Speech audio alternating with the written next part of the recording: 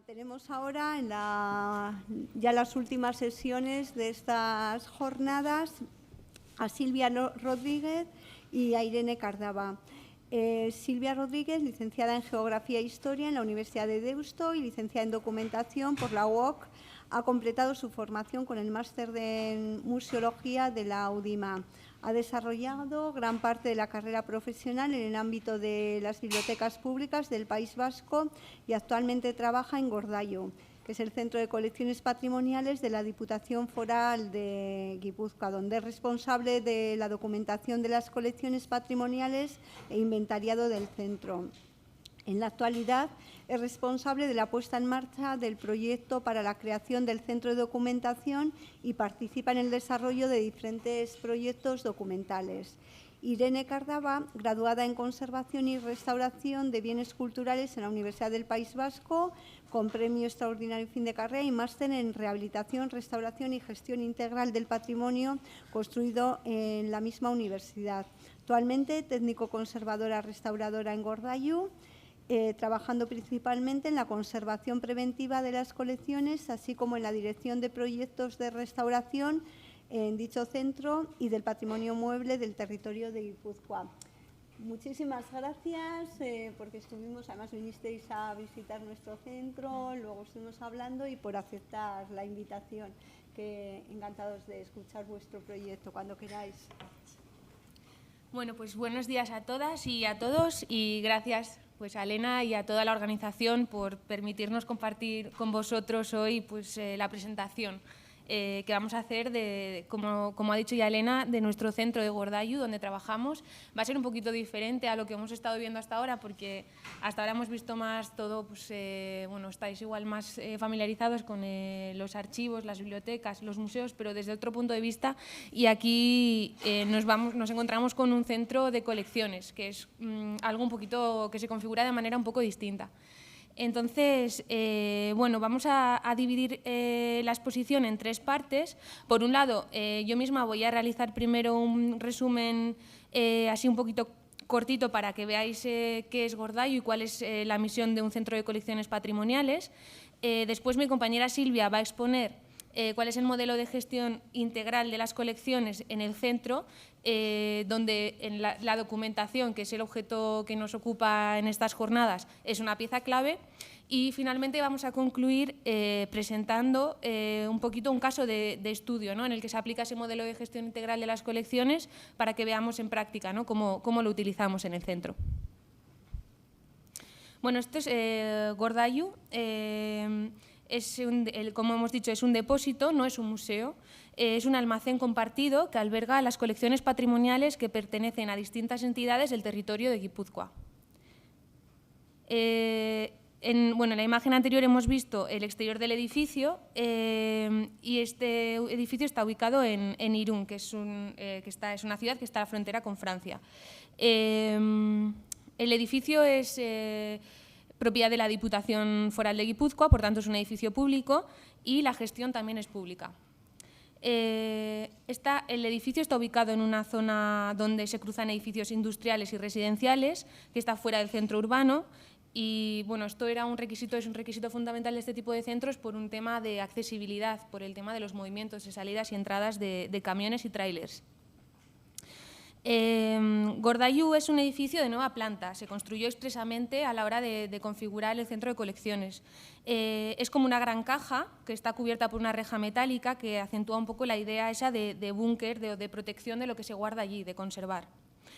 Fue diseñado por el Estudio de Arquitectura Astigarraga y las Artes y se inauguró en el año 2011.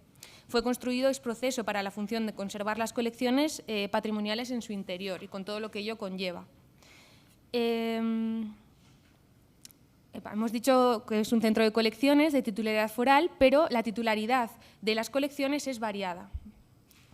Por un lado tenemos colecciones, aquí veis mejor por un lado tenemos colecciones de titularidad autonómica, que sería la parte del depósito arqueológico del territorio de Guipúzcoa, que también pertenece al Gobierno vasco, pero también se alberga en Gordailu. También tenemos titularidad provincial, las que serían lo correspondiente a la parte de la colección de la Diputación Foral de Guipúzcoa, y, por otro lado, también habría titularidad municipal. Hay colecciones que pertenecen a museos, a ayuntamientos, principalmente estaría, por ejemplo, la colección del Museo Sant Elmo de San Sebastián. Y luego también hay otras entidades privadas con diversos fondos, ¿no? Entre ellos el más importante o el principal sería el fondo de la Fundación Cucha y otras asociaciones, incluso también fondos de artistas o bueno, familias de artistas que dejan sus fondos allí. Y todo ello está, bueno, conlleva una documentación y conlleva unos trámites administrativos diversos en función de la naturaleza de los fondos y de las instituciones propietarias de ellos. Bueno, una de las características principales de una colección compartida es que, bueno, los distintos participantes que confluyen y configuran esta colección unificada es de uso compartido. Es decir, si luego hay una solicitud de piezas, las personas o entidades que han dejado su colección en Gordaiúa se compromete a dejar la pieza en préstamo pues para exposiciones y demás. Sin embargo, cada uno sigue guardando su titularidad, obviamente, ¿no? En aspectos legales y demás. Cuando una nueva colección ingresa, se establece un comodato en el que existe un compromiso de pertenecer a la colección participada y existe una base de datos común para todos los usuarios, aunque cada uno de ellos luego tenga su propia base de datos. Existen acuerdos para la política de adquisición entre las dos entidades mayoritarias, que sería la colección del Museo Sant Elmo y la propia Diputación, para evitar duplicidad en las colecciones, ¿no? Pensando en el futuro y que se conserve pues, lo más representativo, porque tampoco se puede conservar todo.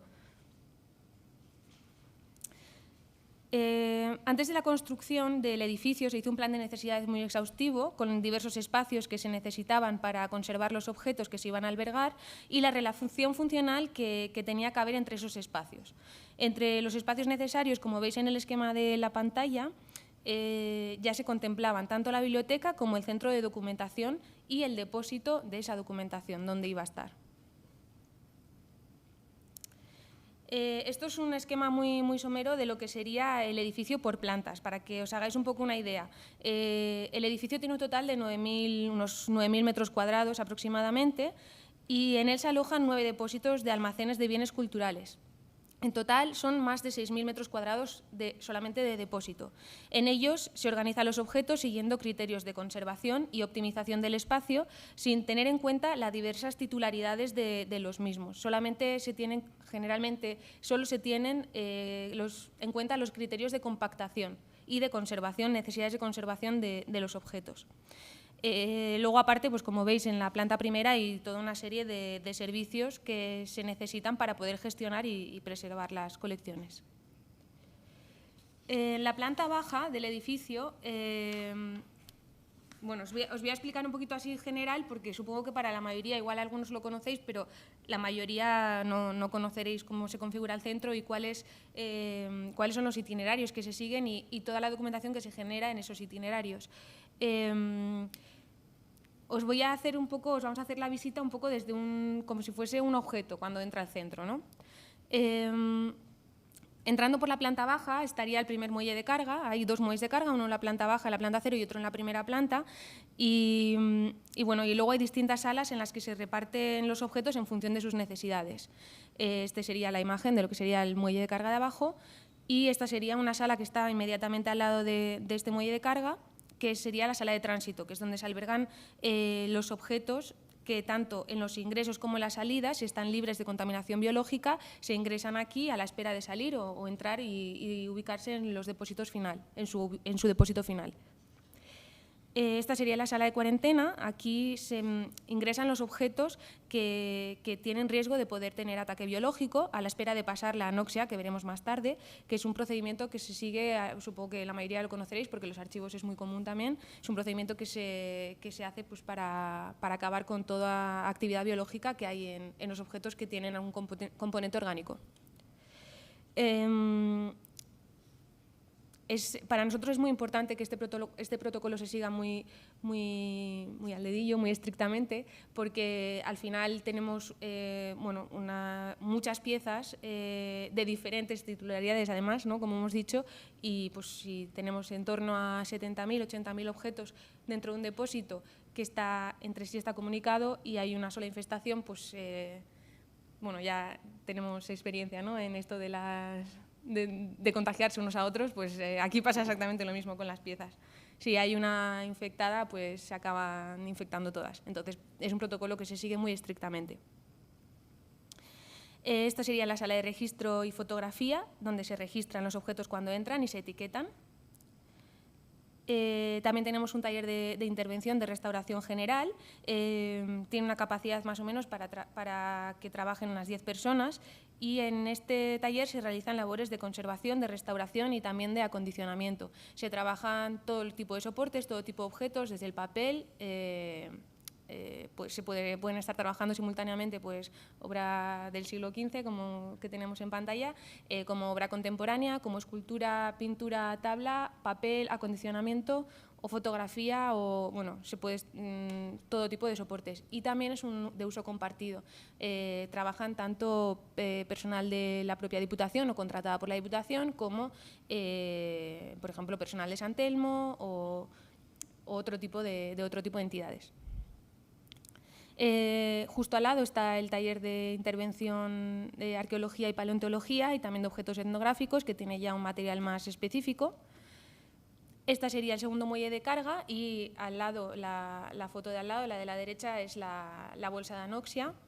Es la bolsa, lo que os he explicado antes, ¿no? El tratamiento que se hacen los objetos cuando ingresan por primera vez o cuando reingresan de medios que no consideramos seguros. Esto lo lleva una empresa de desinsectación de plagas externa y generalmente en Gordaius hacen unas 3-4 anoxias al año. Sí.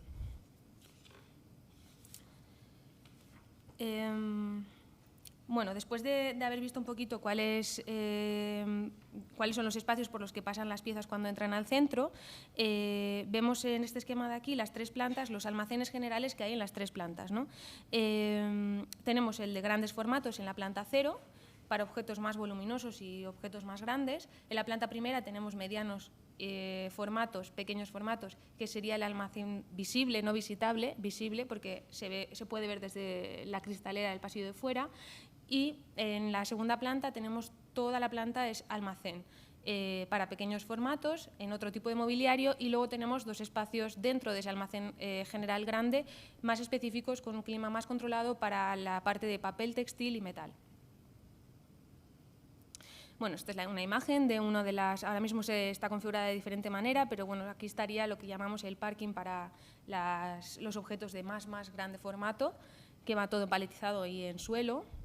Este es el almacén de objetos de gran formato, también en un mobiliario específico para grandes cargas y objetos paletizados. Este sería el almacén o lo que consideramos el almacenamiento de lapideo. Este está ubicado fuera del almacén general de la planta baja, también de gran peso, pero fuera del almacén porque lapideo no necesita un clima controlado y se decidió por tema de ocupación y liberación de espacio, también por un tema de sostenibilidad, sacar todos los objetos que no requieren de un clima controlado para su conservación adecuada. Este es el pasillo de la primera planta, el que está justo enfrente de las oficinas y desde el cual se puede observar, se puede ver los objetos que están en el almacén visible, el de la primera planta. Estos son los peines donde se guardan los lienzos y obra vertical, también ubicados en la primera planta, y otro tipo de mobiliario. Como veis, en este caso son todo mobiliarios abiertos, por esa cuestión de poder visitarlo, ¿no? Las visitas no son libres. Cuando viene personal exterior no entran a los almacenes y lo pueden visitar y ver, porque se hacen visitas controladas con personal específico que hace las visitas guiadas. Se hacen 2 visitas al mes, los viernes por la tarde, y se hacen visitas para el público general y luego visitas para especialistas, eso de continuo, ¿no? Y para investigadores y demás. Estos ya son el tipo de mobiliario y compactos que tenemos en la planta de arriba, en el segundo almacén que hemos dicho, que sería el almacén que ocupa toda la planta y donde ya los objetos están mucho más compactos, ¿no? Dentro de los compactos están compactados en diferentes tipos de mobiliario, baldas, bandejas y demás. Aquí también seguimos manteniendo el mismo clima general. Cuando digo clima general es un clima de un 60% de humedad relativa y más o menos unos 19-21 grados de temperatura en función de la época del año. Esta es la sala de metales, es una sala un poquito más pequeña, donde se guardan los metales arqueológicos o más sensibles que requieren una humedad bastante más baja. Vosotros igual estaréis muy acostumbrados con la humedad que tenéis que tener en los archivos para el papel, que también es bastante más controlada y un poquito más baja. Y ese es el caso de la sala que tenemos para textil y papel, donde mantenemos una humedad del 55% aproximadamente. Y también tiene pues, un mobiliario específico, ¿no? Planeros, para la parte de textil, pues, cajas y perchas, rulos y demás. Luego tenemos otra serie de salas y espacios que están destinados pues, a oficinas para el trabajo de los técnicos. Tenemos una sala de investigadores para la gente que viene a hacer consultas, tanto de la colección como de la parte de la documentación. Y luego tenemos una sala de conferencias o una sala polivalente, que es la que usamos para hacer reuniones principalmente. Y luego tenemos una pequeña biblioteca, bueno, es una biblioteca especializada en... que luego ya os hablará igual algo más Silvia o os comentará algo, en arte, restauración y bueno, que usamos sobre todo para la consulta interna. Y bueno, con esto más o menos ya os hemos hecho una visión, creo que general de lo que es el centro y todo el movimiento que hay dentro. Entonces ahora ya Silvia os va a hablar un poquito más de cómo se gestionan las colecciones que están dentro de esos almacenes y qué herramientas utilizamos para ello. Hola, buenas a todos. Como os podéis imaginar, después de la descripción que ha hecho Irene, ya os podéis imaginar que este centro es un centro complejo, no solo por las dimensiones, sino por el hecho de que tenemos que gestionar una colección de forma unitaria cuando esta, a su vez, está compuesta por colecciones de diferentes propiedades y de instituciones, ¿no?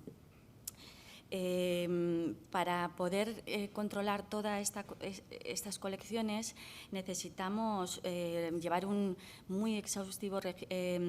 control muy exhaustivo del registro de las obras y de la documentación que se genera. Para ello utilizamos una herramienta informática que está hecha a medida de las necesidades que plantea este centro, ¿no? De las características peculiares que tiene, porque como ya ha dicho Irene, no se trata de un museo, no es una biblioteca, no es un archivo, es un depósito y tiene unas necesidades que no tienen otros centros. La herramienta se llama Gordailu Kudeaketa y está desarrollada por una empresa que trabaja para la Diputación Foral de Guipúzcoa, que es IDFE, y es una herramienta que está en continua transformación, es muy flexible y que tenemos que estar en continuo cambio porque las circunstancias del trabajo diario así nos lo piden, ¿no? Entonces, pues bueno, es inacabada y seguirá mientras el trabajo siga inacabado, ¿no? Bueno, esta es un poco la visión central de las pantallas que podemos ver. Y bueno, antes de desarrollar esta herramienta, sí que es verdad que se intentó evaluar otras aplicaciones que existían en el mercado para ver si podíamos adaptarnos a lo que nos ofrecían. Y sí que es verdad que en algunos aspectos la aplicación Gordailu Kudeaketa no tiene nada diferente, ¿no? Lo que son descripción de colecciones y la colección museográfica, pues al final los campos y todo es muy parecido a lo que se utiliza en los museos. Pero claro, todas estas aplicaciones lo que más tenían desarrollado era este módulo de catalogación y, sin embargo, no tenían apenas desarrollado lo que es la logística del almacén que es lo que a nosotros el día a día nos trae por la calle de la amargura un poco, ¿no? Al final gestionar todos estos movimientos, todas estas piezas, todas estas entradas, salidas, no dejamos de ser un almacén y la gestión logística para nosotros es fundamental. Por eso necesitamos una herramienta que aúne tanto la descripción de los fondos como que nos permita resolver de forma conjunta la logística del almacén, ¿no? Mediante códigos QR que mediante unas PDA nos plasma en el momento la localización de cada pieza. Así tenemos de manera inmediata localizados todos los objetos. Como veis en la imagen, bueno, ahí tenemos las PDAs, los QRs, estos son los elementos que nos permiten plasmar toda esta información logística en la base de datos, lo que hemos visto antes de la localización. Para poder gestionar esta logística de manera unificada, cada objeto, en el momento que entra en el centro, tiene que estar registrado en la aplicación común, en Gordailu Kudeaketa. Aunque, como ha explicado mi compañera, cada institución lleva por su parte su gestión independiente, pero sí que tenemos que hacer tenemos un espacio común donde gestionar todo, porque al final es la manera de gestionar el espacio y el almacén. Bueno, cada objeto, además, una vez que se registra en la aplicación y ya se le da un número de registro con su código QR, se le aplica al objeto y con la PDA ya se localiza, ¿no? Además de este registro, el hecho de localizarlo con la PDA ya lo relaciona también con el propio espacio, ya está haciendo esa gestión también, ¿no? Y eso a nosotros, para nosotros es fundamental cuando viene una nueva colección, porque tenemos que planificar los espacios, no se hace en el momento cuando llega el objeto. O sea, esto tiene un trabajo detrás de planificación de espacios y muchas veces, si son entradas masivas, voy a poner un ejemplo, ya que está aquí Ane Abalde, se hizo el ingreso de Kutxa Fundazioa y yo hasta ayer no le conocía a Ane físicamente, pero hemos hablado muchísimo, nos hemos comunicado por correo, porque hemos tenido que tener un trabajo previo importante para poder volcar en la base de datos los datos de la colección de ellos, poder preparar todas estas etiquetas con sus códigos QR que pudieran poner a todos los objetos estas etiquetas y así de manera que en el momento que llegaron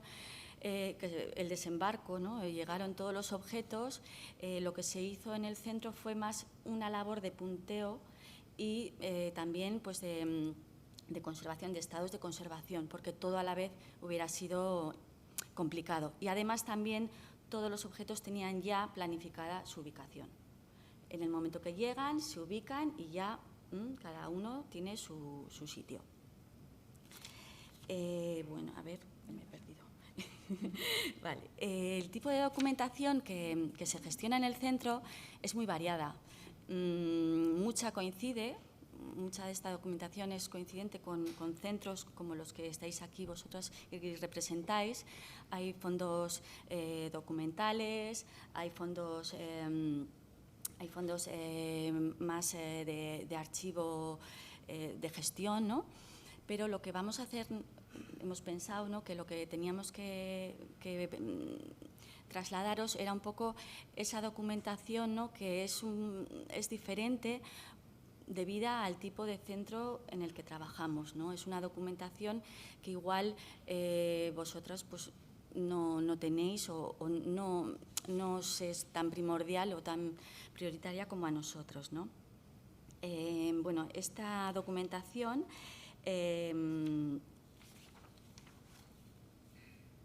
se refiere sobre todo a la ubicación, a la ocupación, luego también información variada sobre las piezas, que normalmente suele estar relacionada con la conservación, y luego los movimientos, ¿no? Los movimientos que hay de todos estos objetos, bien sean cuando ingresan, en relación con el exterior. Luego lo explicaré un poquito más.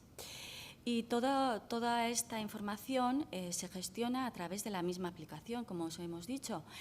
Y esta gestión integral nos permite tener un estudio de las colecciones y llegar un poquito más a la conservación de las mismas, ¿no?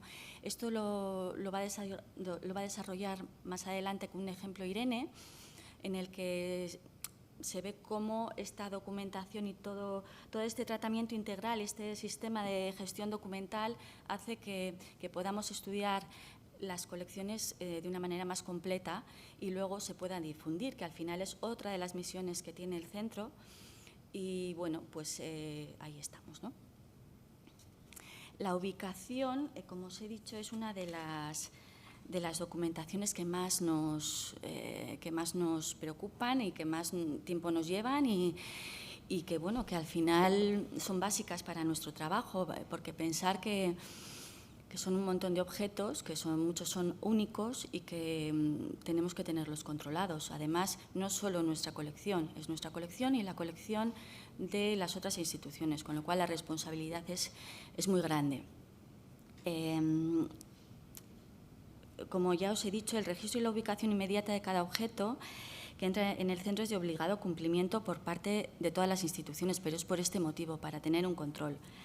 Y así en la aplicación podemos obtener de manera, introduciendo los planos que hemos introducido, podemos ver en cada espacio qué objetos hay en cada sitio, de una manera mucho más visual. Y esta herramienta de los planos es una ayuda para poder prever la planificación de los movimientos que hay en el centro.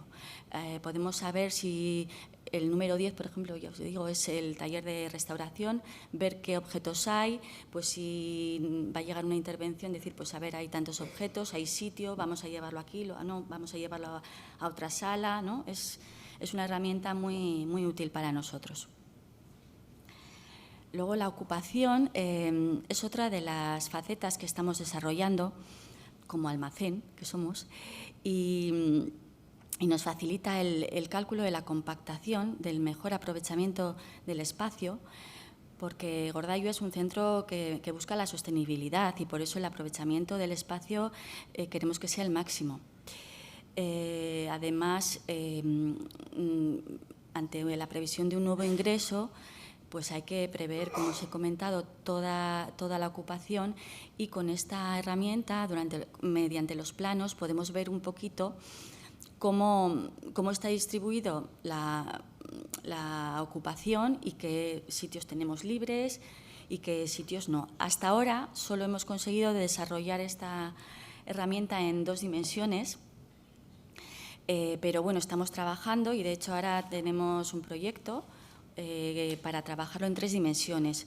Como el centro es tan grande, lo que hemos hecho ha sido acotar una zona en la que hemos observado que los objetos son prácticamente todos de Diputación, con lo cual podemos hacer una revisión de todas las medidas, de los pesos y con esta información los informáticos van a hacer un volcado de esta información en 3D y luego mediante colores se supone que nos van a decir pues, si está muy ocupado, menos ocupado o está libre. Pero como de momento es una prueba, estamos en ello y si sale bien, pues luego se irá extendiendo gradualmente a todo el almacén.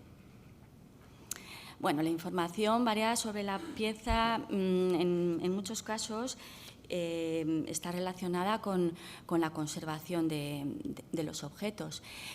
Nos permite esta aplicación subir informes de conservación, de itinerancia, fotos para ver el estado de las piezas y hasta el momento solo se han podido subir fotografías, pero también a partir de ahora va a ser posible subir vídeos porque se está desarrollando en el centro, sobre todo es Irene la que está con este proyecto, está desarrollando un proyecto de conservación en relación con los autores y es en formato vídeo. Entonces, esta información también nos parece que tiene que formar parte del sistema de información del objeto. no sé, me he perdido. Vale, sí. Luego, a ver, bueno, sí, el estado de conservación se realiza mediante un sistema de valoración objetivo para unificar criterios y tener resultados comparables. Hay unos estándares que los han realizado mis compañeros y entonces hay unos baremos y con estos baremos pues, se pueden comparar estados. Los movimientos más importantes o más comunes en el centro son, por un lado, los movimientos internos que se refieren a aquellos que realizamos en diferentes espacios con motivos de exposiciones, pues si tenemos que llevarlos para hacer una enmarcación, para una limpieza, una intervención, y entonces esos objetos van pasando por una serie de salas. Todos esos movimientos tienen que ser registrados y tienen que ser volcados en la base de datos. Con eso lo que obtenemos es la trazabilidad del objeto y tenemos su historial. Por otro lado están los movimientos externos, que en muchos casos son debidos a nuevas adquisiciones, bien por compra o por donaciones, o también hay depósitos.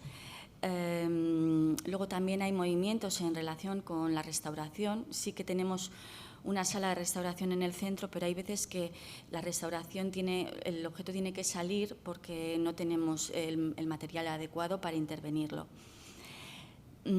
Además de esto, también otra de los movimientos más habituales son las exposiciones, porque Gordaiuba es un centro de servicios a otras instituciones del territorio y esto quiere decir que los fondos y las colecciones unificadas salen en préstamo. Las instituciones nos piden objetos y de todo para que formen parte de sus exposiciones. Y luego, además, también están los movimientos relacionados con lo que son colección de la Diputación Foral de Guipúzcoa, pero que está en otros edificios públicos, en otras sedes. Y eso también se controla desde Gordaiuba y con esta misma aplicación. Todos estos movimientos tienen diferentes protocolos de entrada y normalmente se tiene información de los objetos ya con anterioridad a la entrada, como os he comentado antes, sobre todo cuando es una entrada masiva. Esto nos permite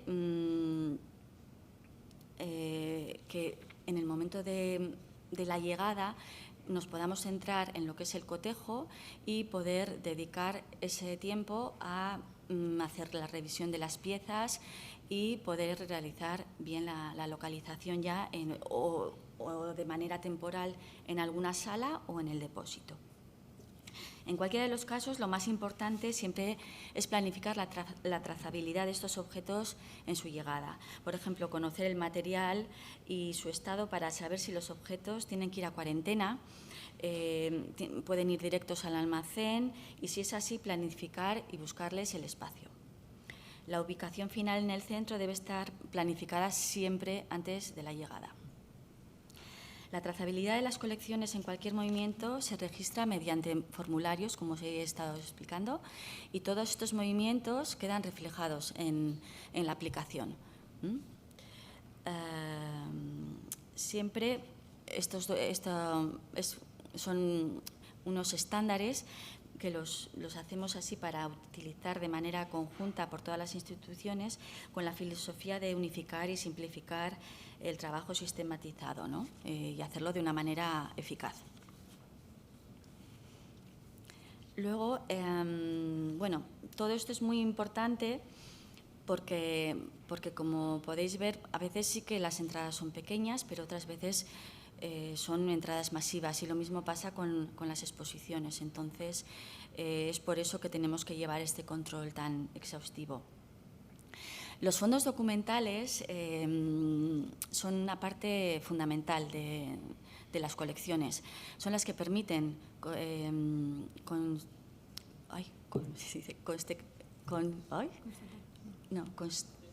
contextualizar, no me salía, gracias, los objetos, ¿no?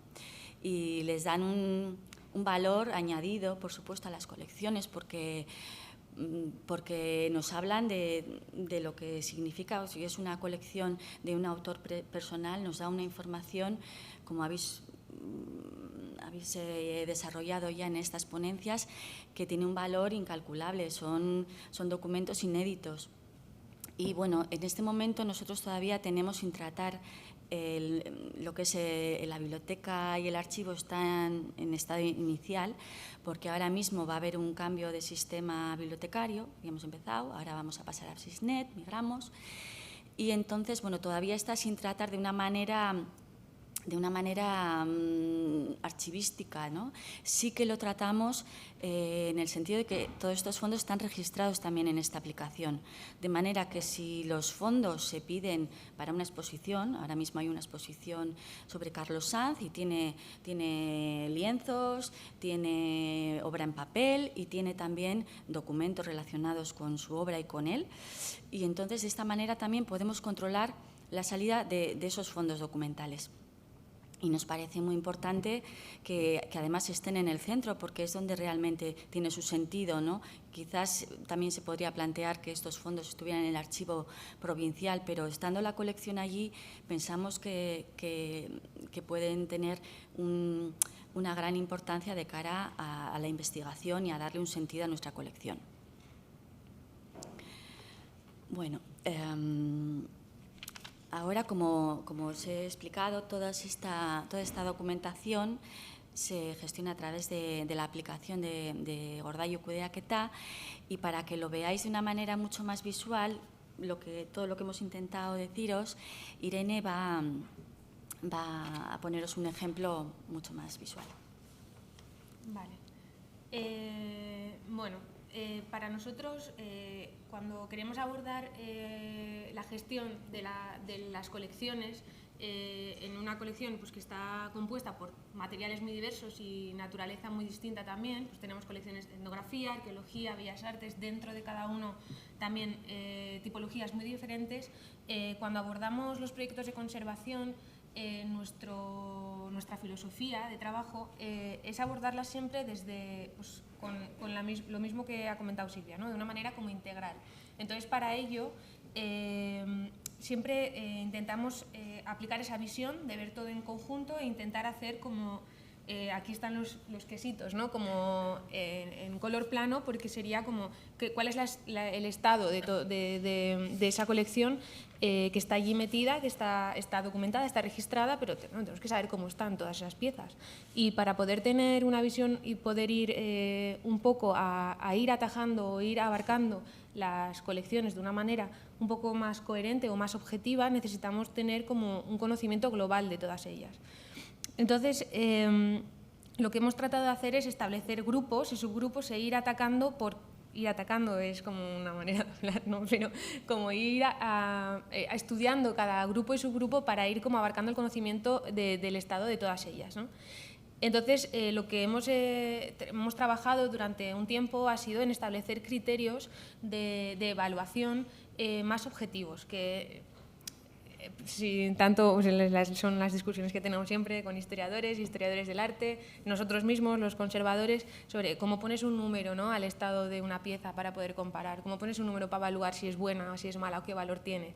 Pues es bastante complicado y realmente no es algo inamovible, pero sí que son números que pueden y van variando, o sea, no son valoraciones cerradas, pero sí que es una manera de empezar, es una herramienta que nos permite trabajar.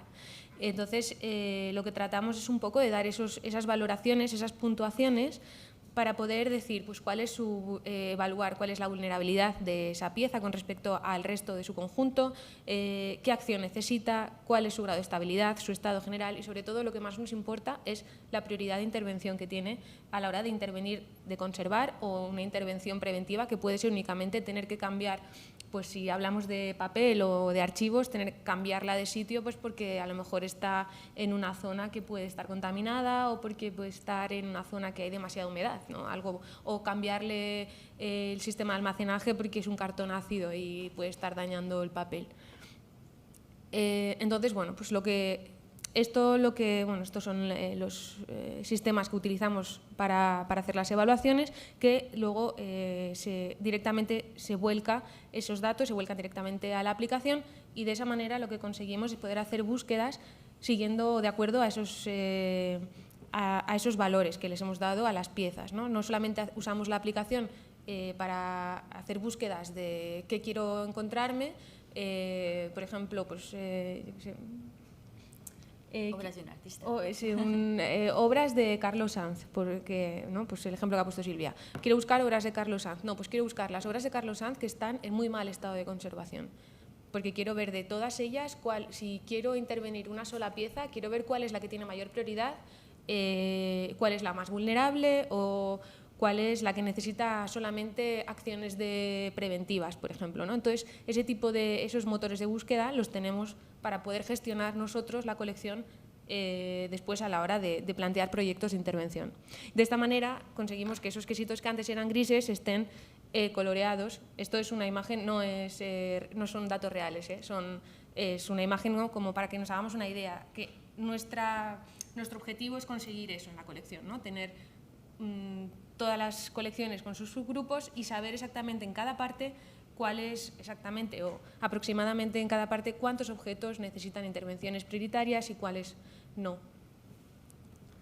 Entonces, para que veáis un poquito un caso de estudio, sería un caso de uno de los proyectos que llevamos a cabo, que empezamos en el año 2018 con él, creo, fue 2018, fue el proyecto de vidrieras de la Diputación. Claro, en Gordayú muchas de las piezas que están todas registradas, sí, pero la mayoría o muchas de ellas muchas estaban sin acondicionar y siguen estando sin acondicionar y en estados de conservación que desconocemos, que yo misma desconozco porque no las he llegado a ver nunca todavía.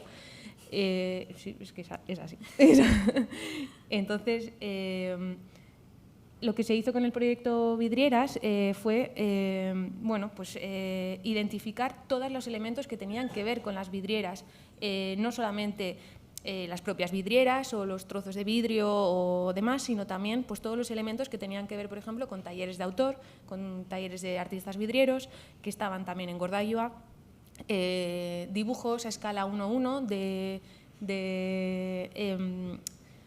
de bocetos de vidrieras o documentación que tenía que ver también con los propios talleres. Entonces, lo primero que se hizo fue localizar todo ese material que estaba sin acondicionar y recogerlo todo. Se revisó, se identificó, se clasificó en función de las diferentes necesidades de cada tipo de material y las tipologías. Se fotografió todo adecuadamente para mejorar las fichas y bueno, se realizó un estado de conservación, una evaluación del estado de conservación de todas ellas. Todo ello se registró en la aplicación y se fue acondicionando, ¿no? Cada tipo de vidriera en función de sus necesidades. Las piezas de vidrio, pues algunas se colocaron en mallas fijas, mallas móviles, otras se colocaron en bandejas y eran fragmentos pues a lo mejor menos estables, piezas más delicadas. Los dibujos sobre papel pues, se metieron en rollos, se almacenaron, pero eran de tamaños bastante grandes. Y bueno, pues tras concluir esa parte de revisión y acondicionamiento se pudo establecer así un plan de necesidades de intervención y de acuerdo a los valores que se le habían dado durante esos estados de conservación y esas revisiones que se habían hecho.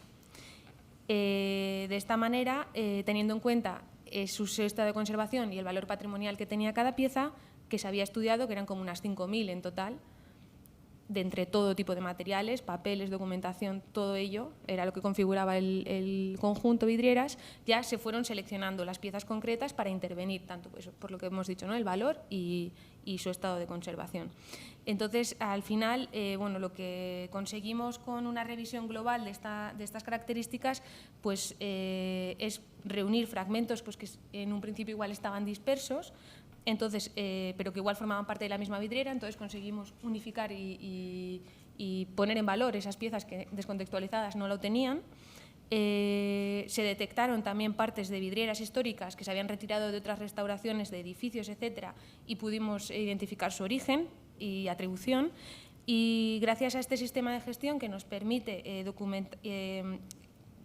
documentar de esta manera como tan exhaustiva todo ello y poder gestionar después lo que necesitamos con los motores de búsqueda, pues hemos conseguido pues, poner en valor esas piezas, ¿no? Y ese sería el objetivo, conseguir hacer eso con el resto de la colección.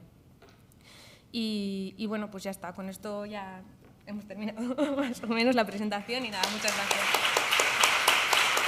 Bueno, invitaros a, por supuesto, si queréis venir a Gordailoa, pues ahí estamos y estaremos encantados de recibiros. Eskerrik asko, Irene, Silvia, y por supuesto aceptamos la invitación y esperamos poder ir. Muchas gracias por dejarnos entrar en vuestro almacén y saber un poco más de vuestro proyecto. Muchísimas gracias. Ahora, la última ponencia, ha pasado todo rapidísimo y ahora estará con nosotras Pilar Cuerva Castillo, jefa del Centro de Investigación y Conocimiento del área del Museo Nacional de Arte de Cataluña, que integra el Departamento de Gestión Documental y Archivo, la Biblioteca Joaquín Fol y Torres, el Departamento de Publicaciones y el de Investigación. Pilar es licenciada en Geografía e Historia, máster en Gestión Estratégica de la Información del Conocimiento en las Organizaciones y diplomada en Estudios Superiores especializados en Historia Comparada, Social, Política y Cultural y en Suficiencia Investigadora. Se ha especializado en Gestión de Documentos Electrónicos y es graduada superior en Archivística y Gestión de Documentos. En el ámbito profesional, ha sido directora del Proyecto de Gestión de la Información y coordinadora de los recursos de información del Museo Marítimo de Barcelona. Pilar ya estuvo con nosotros en 2018, que aceptó la invitación, y ahora que está en el MENAC, pues nosotros encantadas de poder saber el proyecto y conocer más el proyecto que está desarrollando desde dicha institución. Muchísimas gracias, Pilar, por aceptar nuestra invitación una vez más. Muchas gracias, Elena. Es un placer, me lo estoy pasando muy bien y bueno, es un honor que nos invites, ¿no?, a estos encuentros que, como ya se ha dicho en esta sala, pues son ya casi históricos, ¿no?, y que esperemos que duren mucho tiempo más, porque realmente son encuentros, ¿no?, de gente con la que te ves, ¿no?, en un momento dado, y en este caso en este museo de Vitoria. He cerrado el ordenador, se ha preparado todo el rato y llego y pum, le doy al botón y lo cierro. O sea que voy a intentar abrirlo. Vale, vamos a ver. Yo voy a hacer una cosa hoy que es un poco como un experimento, una cosa experimental. Tenía ganas de hacer una cosa diferente. Voy enseñando cosas que parecen lo mismo a lo largo del tiempo y me aburro un poco, pero hoy quiero hacer una cosa un poquito diferente. Entonces me vais a perdonar porque esto de ser la última realmente no te pone los nervios en el estómago y a lo mejor no es de la calidad que se necesita. Me gustaría hablar hoy no voy a hablar tanto de los proyectos que hacemos, que también vamos a hablar de los proyectos que hacemos, sino me gustaría hablar un poco de líneas de actuación, de itinerarios que tienen que tener los archivos de arte. No. Ah, ¿no se ve? No. Este sí. HDMI no. No me digas que no se va a ver. Bueno, mientras yo pensaba que se estaba viendo, Bueno, voy a empezar hablando de por qué le he puesto el título. A mi ponencia se titula Los archivos de los museos de arte, máquinas de itinerarios posibles. Mientras me arreglan el tema, quisiera explicar un poco también el título de esta ponencia, porque el título de esta ponencia viene derivada de una lectura que hice sobre un archivo, el archivo AIRE, que es un archivo sobre el arte de acción, y decía esta cosa: y hacer del archivo una máquina de construir itinerarios posibles, un atlas que ejercite, que hable de las irregularidades que afectan los campos diversos y limítrofes, accidentes geográficos más que fronteras.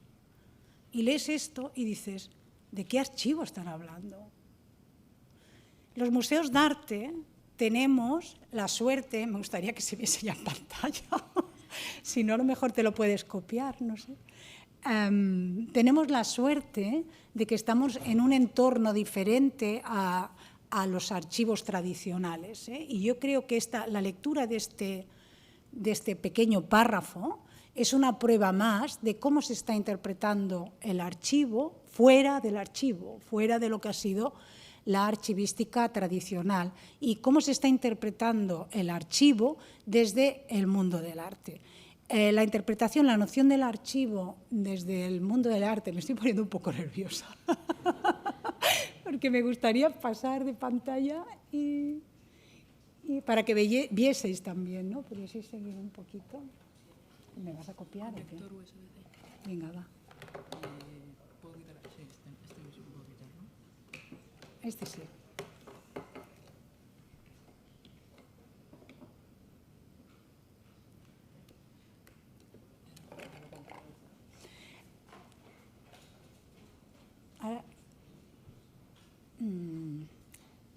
Ahora, decía que uno de los cambios que se producen ahora sí, ¿no? Ahí veis la frase y el título de la ponencia, ¿no? Bueno, ahora ya puedo pasar, ¿no? ¿No se me pasa? Vale. Es decir, me he perdido un poco, disculpad. Una de las grandes interpretaciones que se hacen desde el archivo, fuera del archivo, como he dicho, se hacen desde el mundo del arte. El mundo del arte, a partir del siglo XX, ¿no? Introduce lo que se ha llamado en decir el paradigma del archivo, que ya no tiene nada que ver con la teoría archivística del siglo XIX, sino que es una interpretación desde el mundo del arte, ¿no? Luego entraré en este tema. Me gustaría centrar mi introducción en tres aspectos que van a regir aquesta ponencia, ¿no? La primera sería que hay que diferenciar, pues, el concepto de archivo del concepto del servicio de archivo. Son cosas diferentes. Yo no soy un archivo. Yo soy, en todo caso, mi institución tiene un servicio de archivo, pero yo no confronto el archivo con un archivo artístico. Entonces tenemos un archivo, tenemos un servicio de archivo, tenemos una cosa muy moderna que es la gestión documental. Tenemos que entender que cuando justamente casi paralelamente en que en el mundo del arte se produce esta nueva noción del archivo, en el mundo de la archivística se introduce, sobre todo en nuestro país, no en otros países, que se produce anteriormente, ¿no? Como más tempranamente, se produce la irrupción de lo que es la gestión documental, que ya no es el archivo del siglo XIX. De esto vamos a hablar un poquito. Entonces, estas diferencias me parecen muy sustanciales cuando hablamos de archivos de arte. Es sustancial esta diferencia, qué es archivo, qué es servicio de archivo. Después, cuáles son los itinerarios que pueden recorrer los servicios, los archivos de los museos de arte, y después también en esta introducción, en esta pequeña introducción, me gustaría describir un poquito el Departamento de Gestión Documental y Archivo del Museo Nacional de Arte. No quería hacerlo, pero lo voy a hacer porque parece que si no queda cojo que estás hablando de no sé qué, ¿no? Entonces, este primer punto de la introducción, el archivo, servicio de archivo, gestión documental, datos, gestión de la información, gestión del conocimiento, ¿no? Debemos diferenciarla, y también está en el entorno donde se mueve nuestro archivo, donde se mueven nuestros servicios de archivo, no simplemente en los fondos históricos, que son muy importantes, pero el papel que tienen los servicios de archivo en las instituciones va más allá de la gestión de los archivos históricos, ¿vale? Después, otro concepto que me parece muy interesante, creo que la del Reina ha hablado de este concepto, ¿no? Una de las cosas que se incorporan en la historia del arte del siglo XX es el exponer el archivo, la fiebre del archivo, o el arte de archivo, que esto tiene diferentes connotaciones. Tiene el uso de documentos en la expresión artística, o el uso de las capas que se producen en los archivos tradicionales transferidas a la representación artística. Y entonces, en este caso, sitúa esta nueva concepción un lugar nuevo para los archivos en estos entornos. Y después está el papel de los archivos en la gestión de los documentos, los datos, la información y el conocimiento que ahí hay para recorrer en los museos cuando queráis. Porque yo tengo que decir que en los museos se ha hablado mucho de archivos y se ha hablado muy poco de la gestión documental y de la gestión de la información de las propias instituciones museísticas, que también son objeto del archivo. Por lo que hace la introducción sobre los itinerarios de los archivos, quiero poner simplemente manchitas. Esta nueva noción, que ya la he enunciado, el paradigma del archivo, la fiebre del archivo, realmente recorre la historia del arte desde desde los 70, incluso antes, pero sobre todo a partir de los 80 a los 90. Eso hace que cuando hablemos con un artista no nos entienda y nosotros no entendamos al artista. Yo he ido a reuniones con artistas que me han dicho que no vengan archiveros, porque no saben lo que es un archivo. Y dices, ostras, ¿no? Es decir, la incomprensión de estos dos mundos, ¿no? Que parece que se han como separado. Después, la modernidad lo que hace es que le otorga al archivo un papel casi humano, ¿no? Le otorga la capacidad de cambiar, de modelar, ocultar, afianzar la memoria, el poder y las identidades, ¿no? Todo esto es la modernidad, la posmodernidad, la postradición, ¿no? Que aparece a partir de finales del siglo XX y que se nos va quedando, ¿no? Como esos archivos del siglo XIX, que eran los archivos del poder, que también puestecitos, porque estaban muy bien puestecitos. Podemos ver cuando viene un archivo del siglo XIX, es que bien puestecito que está, ¿no? Porque hay esta concepción del que el poder tiene que conservar su poder y lo hace a través de los documentos y efectivamente se establece una relación de poder con el administrado a través de estos documentos, ¿no?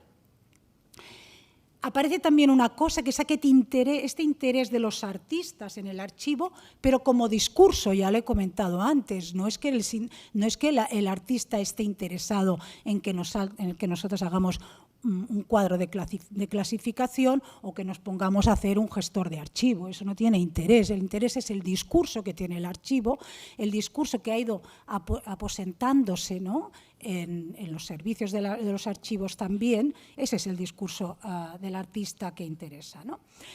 Y todo este mare magnum de cosas nuevas que aparecen en el siglo XX representan una nueva oportunidad para los servicios de los archivos de los museos, ¿no?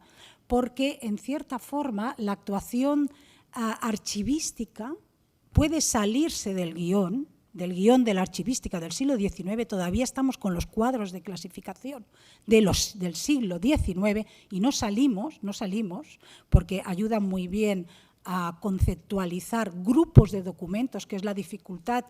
Antes lo decía José, no me acuerdo, el Sainz, me parece que decías, ¿no? O sea, los archivos no son unidades, son conjuntos, ¿no? O sea, son relaciones, ¿no? Y entonces los cuadros representan un conocimiento de forma sintética, ¿no? Pero la nueva noción de archivo da una oportunidad también. Y la archivística se sube a esa oportunidad y dice, bueno, es que desde la archivística tenemos que dar respuesta a esta nueva noción de archivo de los que nos están leyendo desde fuera. Y nos están leyendo desde fuera, cuestionándonos estas bases tan sólidas que vienen desde el siglo XIX y las aprovecha. Y entonces lo que dice la nueva archivística es que es un concepto muy bonito, yo lo estudié estos días, y la verdad es que me he quedado enganchada, no sé cómo va a acabar eso, cómo acabará eso representado en el archivo del museo, pero es una cosa muy bonita del archivero como interpretador, el archivero como constructor de relatos, y nos pasa cada día.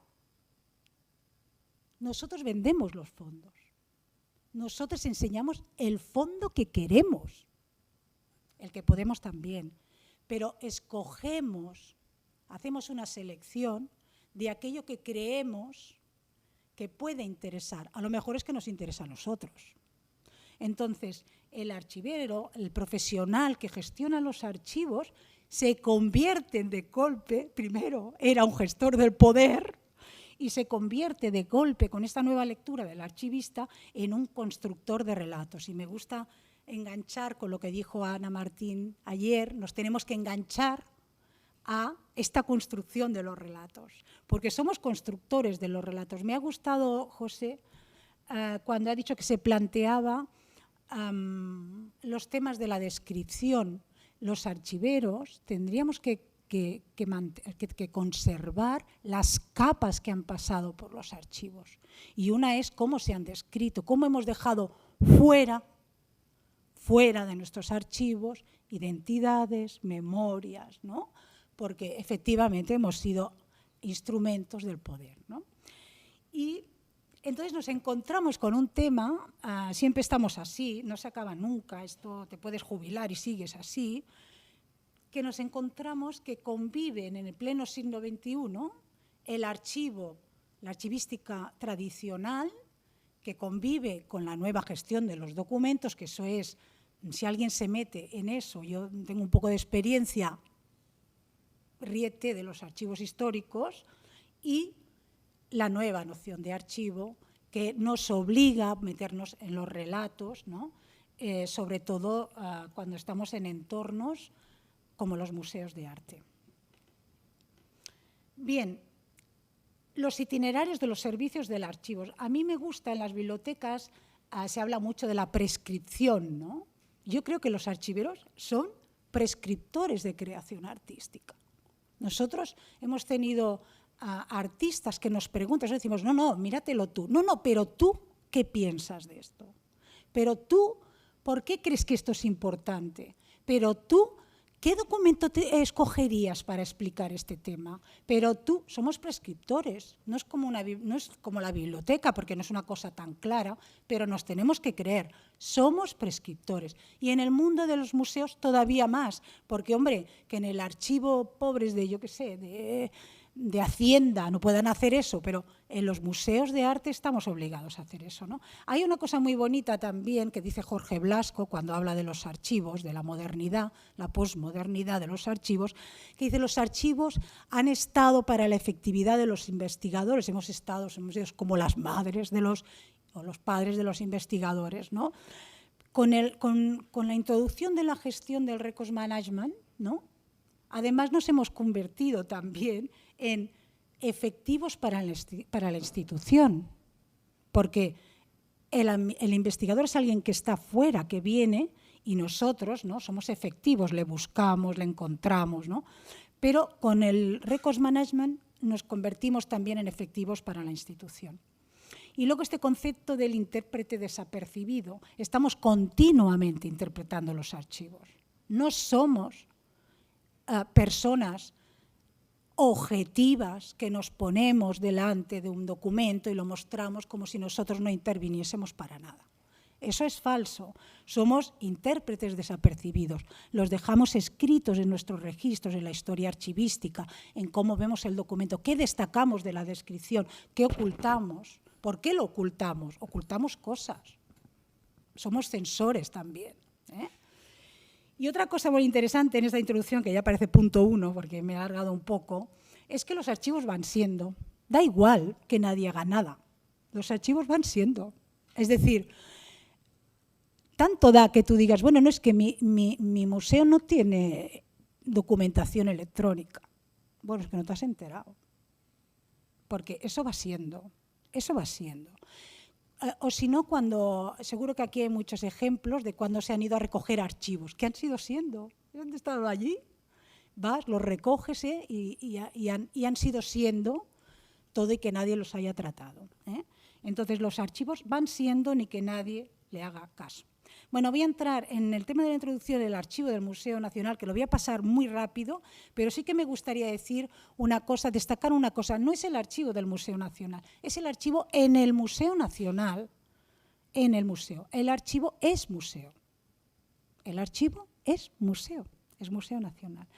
Luego explicaré un poquito, bueno, ya lo explico ahora, por qué decidimos llamarnos Centro de Investigación y Conocimiento, Centro de Recerca y Coneixement, en lugar de Centro de Documentación. Es un planteamiento que yo me hice cuando me incorporé a este sitio del Museo Nacional.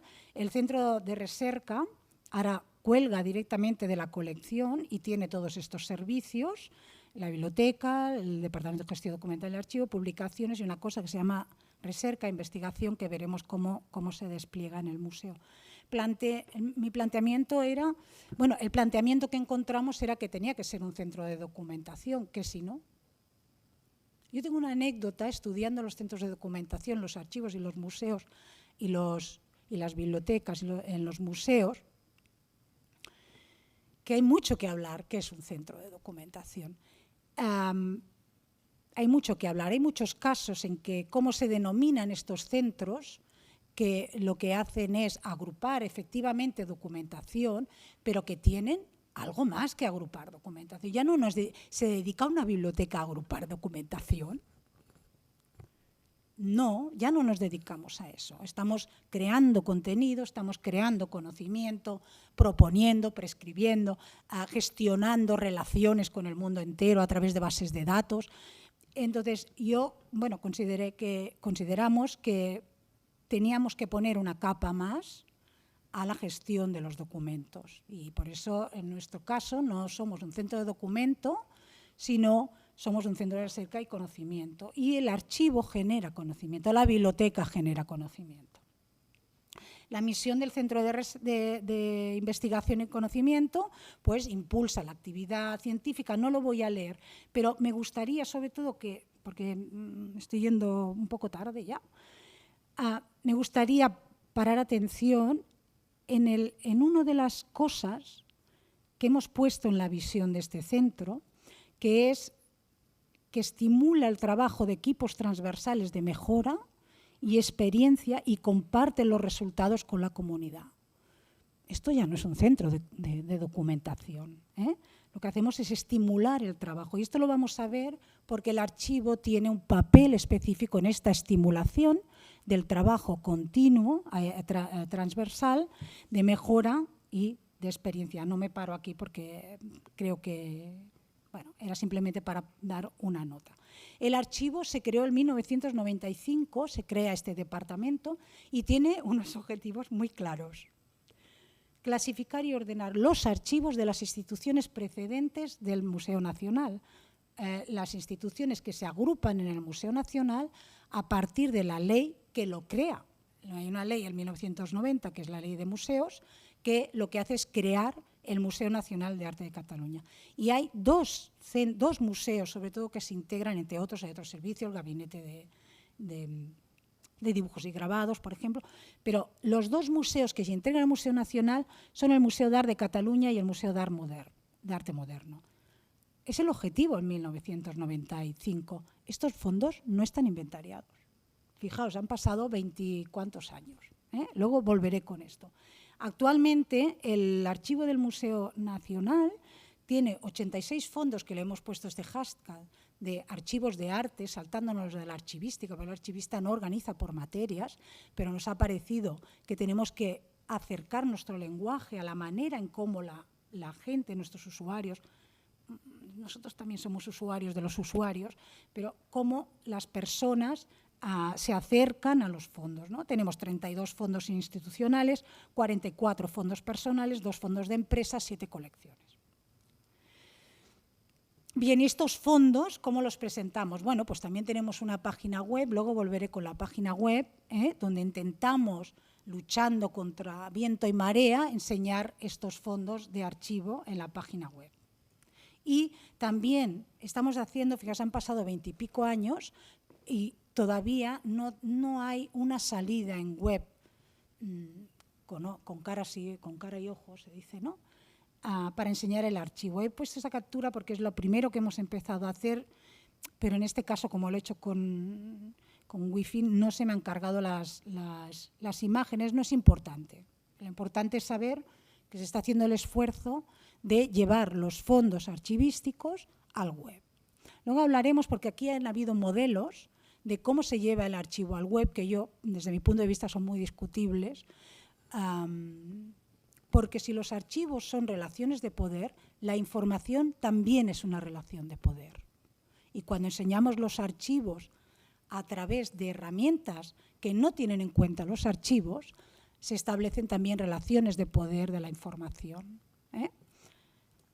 Bueno, entonces, en 1996, ¿por qué no se han descrito el Museo de Arte Moderno y el MAM y el MAC, ¿no? El Museo de Arte de Cataluña? Bueno, pues que en el 1996 se decide que lo que se va a hacer es dar impulso a un sistema de gestión documental corporativo. Y aquí hay un cambio muy grande de lo que estaba pasando en ese momento, que es que se incorpora la gestión, el Records Management System, aplicado a la organización. Y entonces se pone el cuadro de clasificación corporativo, el calendario de conservación y acceso, el sistema de préstamo y consulta, el sistema de descripción, y se ve el archivo como un sistema. Ya no se ve el archivo como el fondo que voy a enseñar, que tiene documentos de este tipo o de este tipo, sino que se piensa como un sistema. Y se genera lo que se ha llamado la gestión del ciclo de vida de los documentos. Los documentos nacen y mueren, algunos sobreviven y se conservan, pero la mayoría en el Records Management, y ayer salió también el tema de la evaluación, muchos mueren, no llegan al archivo histórico. En este proyecto que se plantea la gestión de la información, la base de la cual es su relación con la colección. ¿De acuerdo? Y, sobre todo, en lo que tiene que ver con recuperar la colección y todo lo que la colección genera a su alrededor. Hay un tema muy importante en la modernidad, y es que me da un poco de vergüenza porque lo voy repitiendo y parezco ahí como una pesada, ¿no? Pero es que el conocimiento de las organizaciones no está en una base de datos. Cuando hablamos de aplicaciones, se hablan de aplicaciones de negocio, que no es una, son muchas, son constelaciones de aplicaciones de negocio. Entonces, tener una visión en el 1996 de que se tenía que construir sistemas integrales que hablasen entre ellos y que permitiesen la recuperación de la información de forma integral, ojo, hoy en estas jornadas todavía hablamos de cosas que no se integran de esta manera. Entonces, ha habido un recorrido en el Museo Nacional muy importante. Y digo sí, pero es que han pasado 25 años. ¿Vale? Y entonces tenemos que hablar de otra cosa cuando hablamos de los itinerarios que pueden recorrer los archivos en los museos de arte. Y ahora sí que voy a entrar ya un poco en tema más específico, y voy a tratar 3 puntos. El primero es los 3 itinerarios que he planteado posibles, no únicos. No podemos, cuando veo a determinadas personas que dicen, hacemos este proyecto, si yo llevo 10. O sea, no me puedo fijar mi foco en una cosa. Tengo que trabajar multitarea, ¿no? Somos multitarea ya como los ordenadores. Entonces, son itinerarios posibles, no únicos, pero sí que posibles. Y yo voy a destacar de estos posibles 3. El primero, la difusión como programa, las narrativas del archivo, ¿vale? El segundo, transformar el sistema, 25 años, la memoria del museo. ¿Quién se va a encargar de la memoria del museo? Bueno, ahora explicaré que yo he adoptado en determinados días. Bueno, ahora lo explico. Y, en tercer lugar, el otro itinerario, la gestión del conocimiento. ¿Veo si me funciona el enlace? Bien, perfecto. Bien, la difusión como programa, las narrativas del archivo. Cada vez más el Museo Nacional, nosotros nos vamos como metiendo, ¿no? En el Museo Nacional nos vamos metiendo. El Museo Nacional actúa más en líneas programáticas. Crea un programa a través del cual, ¿no?, se van sumando diferentes actividades y crean un programa. Nosotros nos planteamos, voy a explicar este fondo. Uy, que me falta muy poco tiempo. Voy a explicar este fondo porque me parece muy determinante y ha sido muy interesante.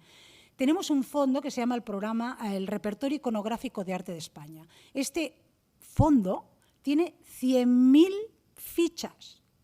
100.000 fichas. Nos planteamos el año pasado poner el foco, o sea, intervenir, porque al final, si pones el foco, estás interviniendo en el fondo, ¿no? Y entonces lo que hicimos fue digitalizarlas, lo que dice él, primero digitaliza, primero después ya describirás, porque 100.000 fichas de escribirlas, pues lleva un tiempo, ¿no? Decidimos digitalizarlas. Decidimos hacer un taller de refotografía que conectase la modernidad de la refotografía con el fondo fotográfico que ha sido el Repertorio Iconográfico de Arte en España. Os tengo que decir que este fondo, aparte de inmenso y súper interesante,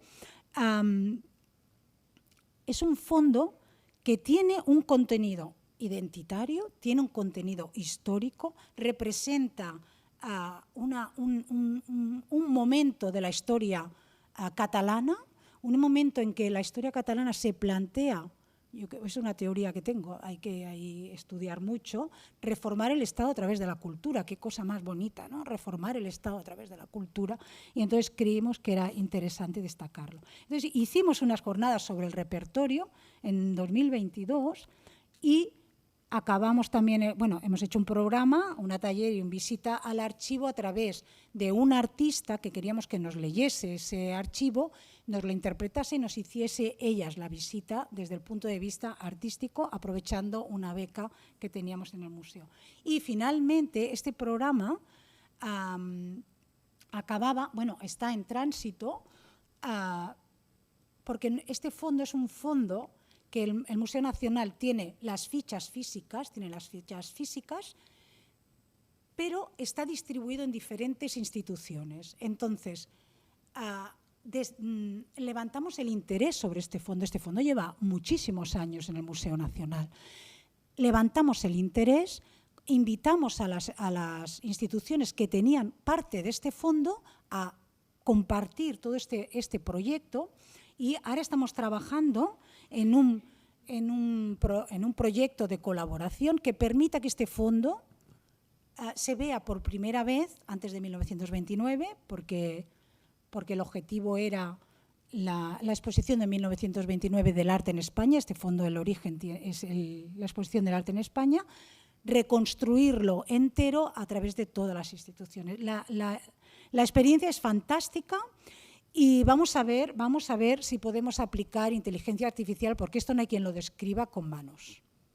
Entonces, vamos a ver, o sea que va a ser un proyecto de colaboración y además seguramente vamos a aplicar inteligencia artificial. Lo tacho porque es pero podría ser otro. Pongo el foco en un sitio y lo exploto. Lo hemos puesto nosotros el foco, nadie nos ha dicho. Nadie ha dicho, ¿cuándo vais a hacer algo sobre el repertorio iconográfico? No somos Netflix. Es decir, somos nosotros, ponemos el foco y creamos necesidad, en cierta forma, porque a partir de este foco las otras instituciones han visto la necesidad también de destacar los suyos, etcétera, etcétera. En esta difusión como programa, las narrativas del archivo, vuelvo a insistir que el archivo es un constructor de memoria social y cultural. Tenemos que narrar las capas de los contextos y los procesos, los conocemos nosotros. Estudiamos los documentos, sabemos las heridas que tienen. Entonces, hoy he puesto solamente estas tres fichas con fotografía, que es del fondo de Josep Clarà, el escultor, que tiene fotografías de niños desnudos. Eso tiene un contexto. Si ahora publicásemos fotografías de niños desnudos, la sociedad tiene una reacción delante de esas fotografías. Entonces, cuando yo destaco en un tuit una imagen de archivo, estoy interviniendo en el archivo, estoy interviniendo en la memoria del archivo. Y la nueva archivística lo que plantea justamente es que esa intervención también forme parte de lo que es la procedencia, de lo que es el tratamiento que le damos al archivo. Actores que intervienen en el continuum, ¿vale? Porque el archivo nace y vive a lo largo, va adquiriendo heridas, rasgos, interpretaciones. Me gustaría aquí destacar también el siguiente programa, que lo vamos a hacer sobre Anglada Camarasa, los fondos de Anglada Camarasa que se han donado. la hija está viva. Entonces la hija ha escrito en los documentos de Anglada Camarasa. ¿De quién es eso? Ha salido hoy, ¿no? Los hijos han ordenado. ¿De quién es eso? Eso nos está cuestionando la procedencia del fondo, ¿no?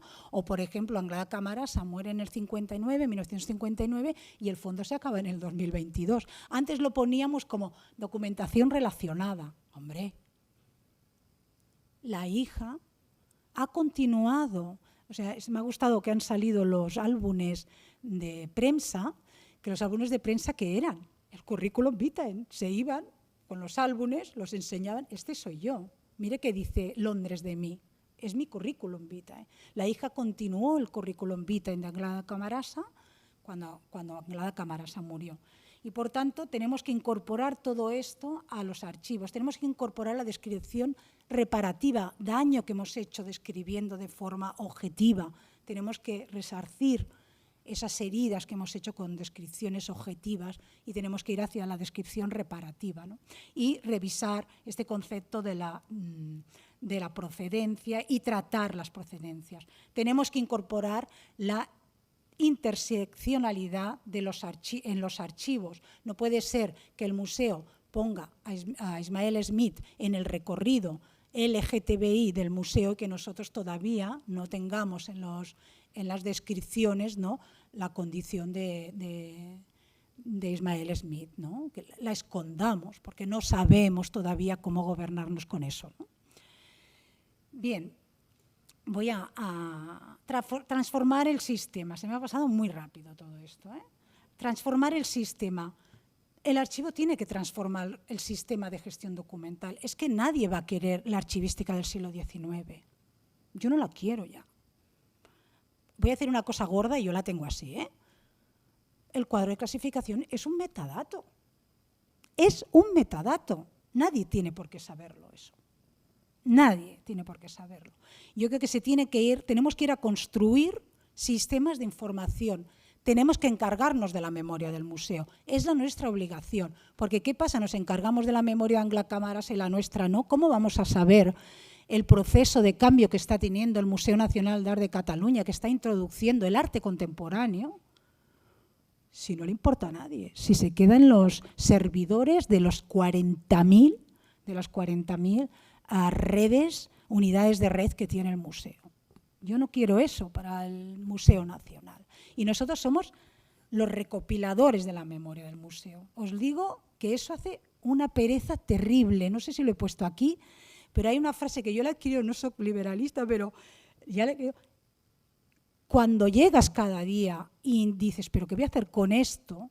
Pienso, laisser faire, laisser passer. Que pase lo que sea, ¿no? No podemos hacer un laisser-faire, un laisser-passer, porque ya no están pasando las cosas en los documentos. No pasan ahí. Están pasando en las aplicaciones, están pasando en mi unidad de red, están pasando en otros sitios. Y eso tenemos que cogerlo y olvidar la frase del laisser-faire, ¿eh?, y el laisser-passer. Me voy a entrar en la gestión del conocimiento. Bueno, la gestión del conocimiento, el ICOM nos dice que los museos son sitios, lugares de intercambios de conocimientos. Vale, a mí me gusta porque hablan de conocimientos, ¿no? Y entonces, ¿qué es el conocimiento? Pues es el uso y la aplicación de la información para resolver los problemas que tienen los museos. Bueno, que tenemos, ¿no? También es una interpretación individual de esa información que se basa en experiencias personales, habilidades y competencias. Bueno, pues si todo el museo es un centro de conocimiento, si todo es eso, ¿qué somos nosotros? ¿Qué somos el área de gestión de la investigación y del conocimiento, ¿no? Eso es un planteamiento que yo me hice, ¿no? Porque no tiene sentido, si un museo es todo eso, hacer un área que se dedique a eso, ¿no? Tenemos espacio para hacer eso, porque el área genera conocimiento y el área tiene que organizar la información del sistema para que se produzca nuevo conocimiento. Y eso hay que dotarlo de herramientas que lo haga posible. Yo estoy de acuerdo en enseñar los fondos tal cual.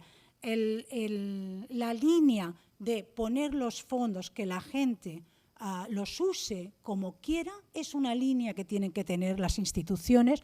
Y bueno, no vamos a hablar de datos abiertos, de cómo generar esa obertura, ¿no? Pero también es verdad que nosotros hemos de invadir el sistema, ¿no?, para el que nuestro sistema sea reutilizable, compartimentable, ¿no?, forma parte de esa comunidad del conocimiento que se desarrolla dentro y fuera. No tengo tiempo, pero últimamente explico mucho a Mansfield, que explica que el conocimiento de los museos ya está fuera, no lo tenemos nosotros. O sea, a mí me viene cualquier persona y me habla más de Anglada Camarasa que yo. O sea, es así, porque tenemos expertos por todas partes, porque la sociedad de la información, la sociedad de las redes ha favorecido que ese conocimiento sea democrático y que puede ser que haya más conocimiento fuera, que nosotros somos un poco creídos en el sentido de que parece que tenemos el conocimiento. No tenemos ya el conocimiento, no lo tenemos. En cualquier caso, el conocimiento está compartido y nosotros somos uno más de esa red de conocimiento. Bien, entonces yo creo que la biblioteca y archivo, hablo de los dos servicios, son actores constructores del sistema y provocadores de nuevos relatos. Creo necesaria la colaboración absoluta del museo, biblioteca, archivo. Hablamos de los GLAM, pues si los tenemos en los museos, dentro, no fuera, ¿eh? Dentro hay GLAMs. Tenemos archivo, biblioteca, museo, joroba. No nos podemos coordinar. ¿Por qué no? Y entonces vamos a buscar colaboraciones fantásticas fuera, ¿no? Y decimos la colaboración. Bueno, pues esto es un GLAM, el museo, hay de todo, ¿no? Yo creo que desde el archivo se tiene que eludir la auxiliaridad, y lo digo con todo el cariño. El archivo no es auxiliar, y menos desde la contemporaneidad. O sea, eso podía haber sido antes. Ahora ya no. El archivo no es auxiliar. El archivo no se puede meter en una base de datos con una etiqueta. No se puede, porque tiene su particularidad. Y aquí estamos hablando de servicios que tienen que colaborar. Servicios que colaboran, no que establecen entre ellos una relación jerárquica. Porque no queremos los cuadros, yo no los quiero. No sé cómo se puede cargar los cuadros, pero yo no quiero relaciones jerárquicas entre quién tiene las aplicaciones, quién no tiene las aplicaciones. El archivo, os convido a mirar, yo lo he estudiado este invierno, todas las páginas web de los museos del mundo. El archivo no tiene las aplicaciones, no puede mostrarse, tiene una puerta cerrada. Está bien ser posibilista y ver cuáles son las posibilidades de esa difusión, pero, hombre, vamos a hacerlo desde la colaboración, ¿no? Vamos a enseñar lo mismo desde el mismo nivel, porque tienen el mismo nivel, ¿no? Y entonces hay que entender que las aplicaciones, y eso es muy importante, y para entender la tecnología hay que tenerlo muy presente, no están pensadas para hacer muchas cosas, es mentira. Las aplicaciones están pensadas para resolverte un problema. ¿Cuál es? En cada caso te resolverá uno de mejor manera o otro. Eso quiere decir que cuando tú utilizas una aplicación para hacer muchas cosas, alguien está perdiendo en esa relación. Y entonces eso hay que valorarlo, ¿eh? Entonces yo soy muy partidaria de los sistemas integrales en los cuales se respetan las condiciones necesarias para tratar los recursos, vamos a hablar de recursos de la misma forma, con el mismo nivel jerárquico, pero de forma colaborativa. ¿De acuerdo? Y después, estoy dentro del tiempo, no me toques la chalaparta. Un minutillo, voy a cabo, ¿eh? Los archivos, quiero decir, tienen un nicho de actuación en el trabajo transversal de coordinación del sistema de información y de su transformación en un sistema de gestión del conocimiento. Porque quien conoce el archivo del museo, conoce el museo. Tiene la llave del museo. Yo me acuerdo cuando me incorporé por primera vez en un museo, estuve 2 años estudiando la documentación. Me dijo, la Pilar sabe todo, sabe el fondo, no sé qué. Digo, no, sé de ti, que es mejor, ¿vale? Es decir, si conoces el fondo del museo, conoces el museo. Por lo tanto, puedes actuar en el museo. Y entonces, si planteamos los sistemas de información sólidos, integrados, no jerárquicos, sino colaborativos, estamos favoreciendo que se genere conocimiento. ¿Y qué pasa cuando generas conocimiento y el conocimiento se aplica? Que innovas, llegas a la innovación. Y entonces nosotros estamos en eso, en la generación de innovación a través de la gestión de la información, pasando por la gestión del conocimiento. Muchas gracias y espero que no se hayan aburrido mucho en esto. Muchas gracias, Pilar. Muchas gracias, Pilar, por hablarnos de tu proyecto. Y ahora, las personas que habéis intervenido durante la mañana...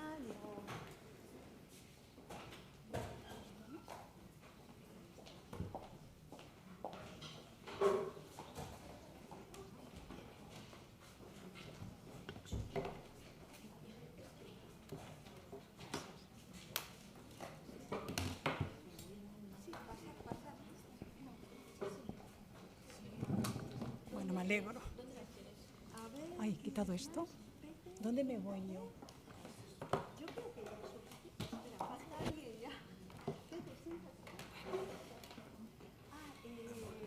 ¿Dónde me voy? Elena, ¿quieres sentarte? No. Ay, tu compañera Irene no. Ay, creo que falta una, Irene. Ah, sí, ya estamos todos. Espera, otra vez, por favor. Pero como has estado, pues también.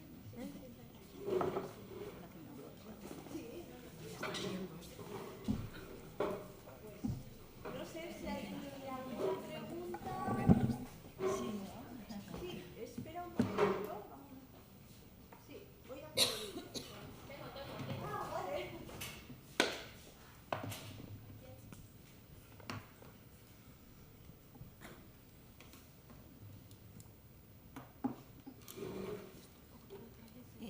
Bien,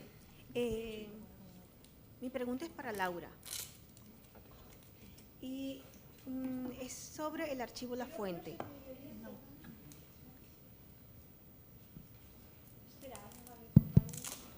Ahora creo que sí. Bueno, decía que mi pregunta es para Laura y tiene que ver con el archivo La Fuente. Bien, el archivo La Fuente para mí pone en la palestra algo muy interesante que se ha ido tocando, digamos que en las sesiones tanto de ayer como de hoy. De cierta manera, por ejemplo, Elena apuntaba cuando hablaba sobre la obra de Juana Sima o cuando tú hablabas de la obra de Daniel García Andújar o de Pedro G. Romero, de la visión que se tiene no solamente del documento, sino también de la obra de arte. Porque el archivo de La Fuente, por lo que yo he visto sobre el archivo, toca la obra de arte como si fuera un documento y al documento como si fuese una obra de arte. De hecho, porque, por ejemplo, las publicaciones de Tristan Tzara o los diseños de Sonia Delaunay son vistos realmente como obras de arte dentro del archivo. Así como también, qué sé yo, el traje de motorista de García Alix está allí sencillamente porque forma parte de uno de los ejes conceptuales que él trata, ¿no? Entonces, mi pregunta es, ¿cómo vais a tratar vosotros en el Museo Reina Sofía algo como el Archivo de La Fuente? O si eso también implica que ese tal vez sea el futuro, no solamente de los centros documentales, sino asimismo de los museos, porque allí sí se plantean como lecturas transversales, donde ya la obra de arte contemporáneo que abarca diferentes ámbitos del conocimiento son tratados como documento y la importancia también de la documentación dentro de lo que es el arte contemporáneo, o sea, porque sencillamente el trato es muy similar del documento y de la obra de arte y que tal vez eso sea a lo que se tenga que apuntar en un futuro. Entonces, me gustaría saber cómo se va a tratar el archivo La Fuente. Bueno, muchas gracias por tu pregunta, me parece muy interesante, claro. Pues de momento estamos en una fase muy inicial, o sea, como supongo que habéis sabido un poco por la prensa de este asunto, estamos en una fase muy inicial, así que de momento no sé cómo lo irá tratando el Museo Reina Sofía, ya no la biblioteca, sino el museo en su conjunto, porque está implicado varios departamentos evidentemente, el área de colecciones. Entonces, son decisiones en realidad complejas que habrá que ir afrontando. O sea, de momento, el archivo La Fuente sigue en las instalaciones en las que estaba. O sea, de hecho, es un proceso lento porque es complejo, entonces vamos muy poco a poco. En cuanto al asunto que planteas, no creo que podemos, o sea, yo no sé cuál será el futuro, ¿no? Evidentemente ninguno lo sabemos, pero no creo que sea único tampoco. O sea, podemos hablar de que, también se ha hablado de la colección del archivo La Fuente, ¿no? El archivo La Fuente es uno de nuestros presentes. Entonces, es una de las interpretaciones, como bien hablaba Pilar. También estamos viendo que es una forma de interpretar, una de las formas. Tendremos que ir viendo cuáles se acogen. Parece muy interesante la presentación Olimpia era que nos hablaba también de la perspectiva feminista, ¿no?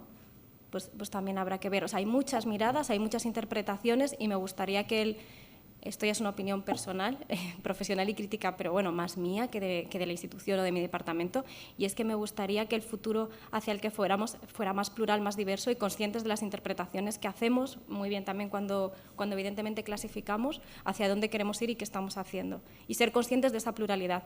Y sí, evidentemente se está viendo que las diferenciaciones que estamos haciendo, bueno, pasa en el arte, pero pasa en otros campos, en el ámbito filosófico o político, etcétera, que hay diferencias muy claras que hacemos entre, por ejemplo, obra-documento hace 100 años, pues que ahora ya no lo son tanto. Entonces, es verdad que esa hibridación, que espero haber dejado claro, que me parece un punto importante, creo que es un camino al menos es uno de los presentes en los que estamos y se está reflexionando en torno a ello.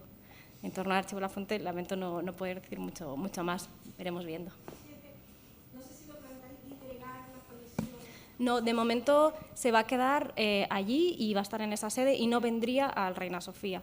Ese es como el planteamiento inicial, pero ya digo, se están tomando decisiones. Es que plantea, digamos, que una visión muy interesante, eso de tocar la obra de arte como documento también, que yo creo que es algo que tiene que ver mucho más en relación lo que es en sí el arte contemporáneo, cuando se trata de eso, como un documento que está generando muchísima información.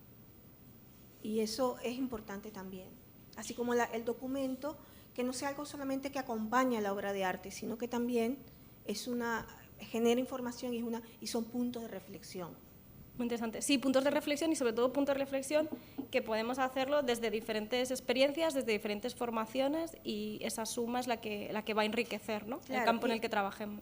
Y eso también evita también que los archivistas se conviertan en prescriptores, por ejemplo, o sencillamente también, como apuntaba Pilar, a que el archivo pues que no se establezcan relaciones jerárquicas, porque al verlo así pues tiene que haber mucha más transversalidad en todos los departamentos de los museos. ¿Vale? Bueno. Muchas gracias.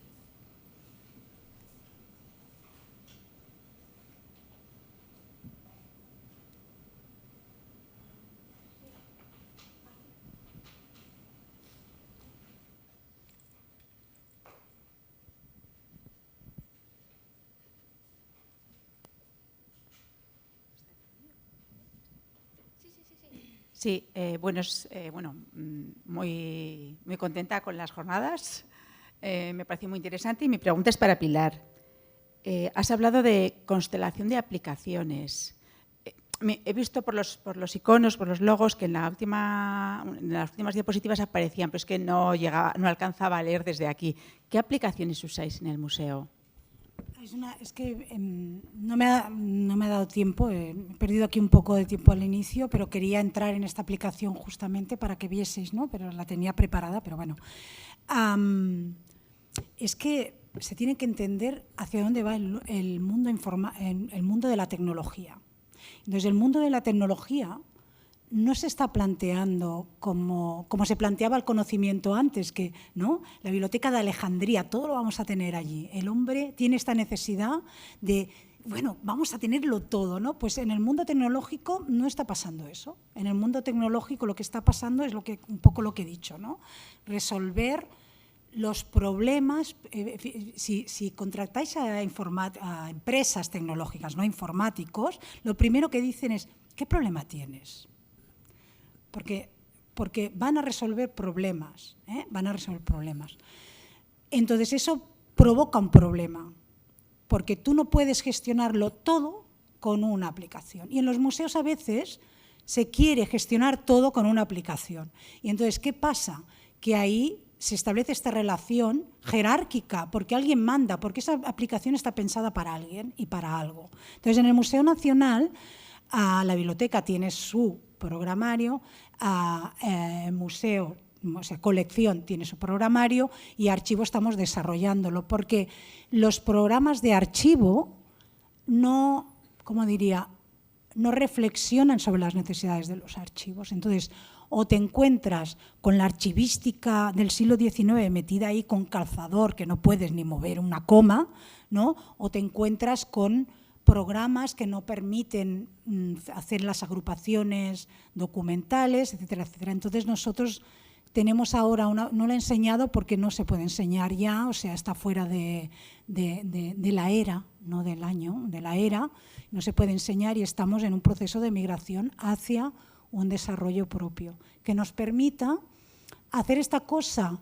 que se habla mucho pero que es muy difícil, que es compaginar la hibrididad, no sé si es hibridad o la hibridez de lo que está pasando en el mundo, que tenemos documentos físicos, documentos electrónicos, ¿no?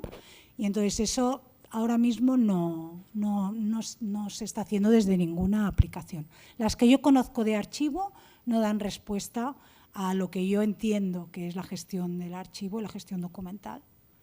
Y para acabar, la gestión de imagen, o sea, la gestión de las imágenes, de todas las miles de imágenes que un museo recopila, ¿eso cómo lo hacéis? Mira, te voy a decir cuántas. 4 millones tenemos, 4 millones distribuidos en la red.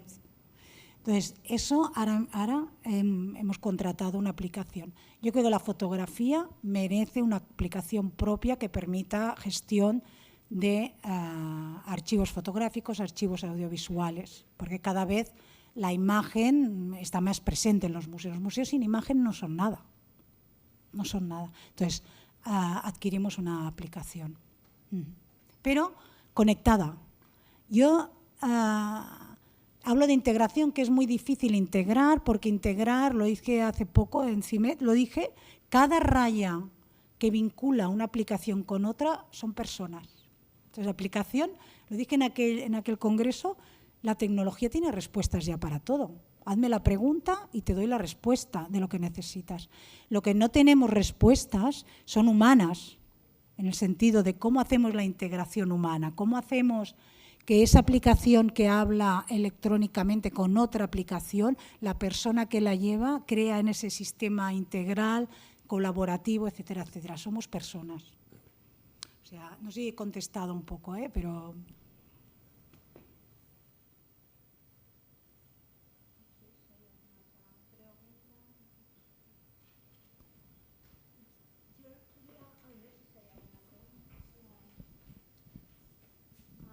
Irene y Silvia, a lo mejor es que, digo, por ejemplo, os llega una documentación desde cualquier institución o biblioteca o archivo de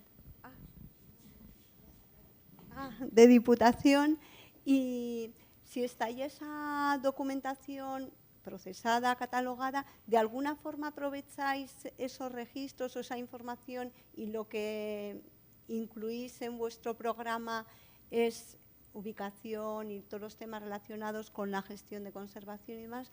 ¿O tenéis que, de alguna forma, si eso lo hacéis o está planteado? Bueno, nosotros hasta ahora tenemos no tenemos muchos fondos documentales.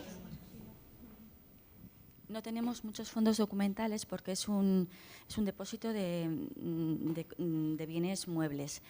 La documentación que tenemos normalmente suele ser inédita y no está registrada en ningún formato. Como no me ha dado tiempo a explicar todavía el proyecto que tenemos para hacer ese centro de conocimiento un poco, ¿no? Poner esos fondos disponibles, todavía estamos en fase de proyecto, porque por un lado tenemos fondos bibliográficos que van a migrar ahora a un sistema que es APSISNet. Por otro lado tenemos fondos más documentales, más de archivo, Para estos fondos de momento no tenemos un programa, pero sí que he visto hoy que se puede utilizar AppSysNet para hacer una descripción de ellos, por ejemplo. No lo tenemos, también hemos visto otros programas como es Dédalo, por ejemplo, que es de código abierto, que es un programa fantástico para tema audiovisual, documental, porque te hace las búsquedas por palabras, ¿no? Entonces, estamos un poco viendo cuál puede ser la mejor herramienta y si esa herramienta la podemos conectar con lo que tenemos. Igual no podemos unificar todo en lo mismo, pero sí que esté unido porque es lo que realmente pensamos que tiene importancia para dar importancia a su vez a la colección. No sé si he respondido a la pregunta.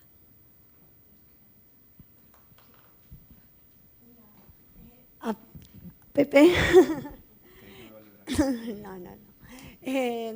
Si alguna, no, cuando estaba viendo lo que habíais, el trabajo que estáis realizando del archivo fotográfico, me parece fantástico y que va a ser muy consultado, sobre todo aquí en Álava, y que está siendo. Lo que quería preguntar, si hay algunas de las imágenes tienen, por ejemplo, su referencia en el archivo. Hay documentos de archivo que pueden estar relacionados con esas imágenes, algunas de las imágenes que forman parte del archivo, y si eso está de alguna forma vinculado, relacionado. Sí. Bueno, hay un fondo, el Fondo de Diputación, de hecho, en realidad son fotografías que acompañaban a expedientes de obra, expedientes de visita o de solicitud de subvenciones o de inauguración de algún tipo de evento que están relacionados con un expediente papel. Es decir, que sí que se pueden documentar muy bien. Hay otras que son,